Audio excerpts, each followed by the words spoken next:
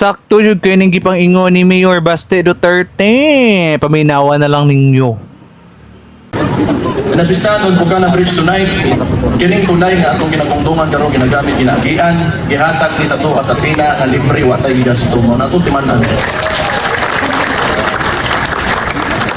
As far as I can remember, it is a gift to former President Rodrigo Roa Duterte during his term.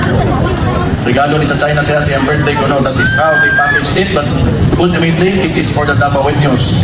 So, swerte ta, natagaan ta, ganang lang napasalamaton ta. And we have to remember that China is a friend. They are neighbors. Dili na to gustong silingan nga kaaway nimo. Kaya silingan, tuol kay na sa imo ma. Kamo, ganahan ba mo nga inyong silingan, kalaban ninyo, magawas ninyo, magtilipakay mo. Sige mo kaaway. O nang di na to gusto. And in fact, we benefit from China in terms of our economy. Daga mga aparato, mga palitonon, kana inyong mga cellphone nga picture diya sa kuha.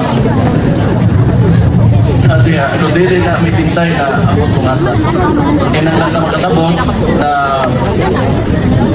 China has grown exponentially in the past 20 years. And I am sure that they are willing to share this growth and prosperity with the Philippines for years to come.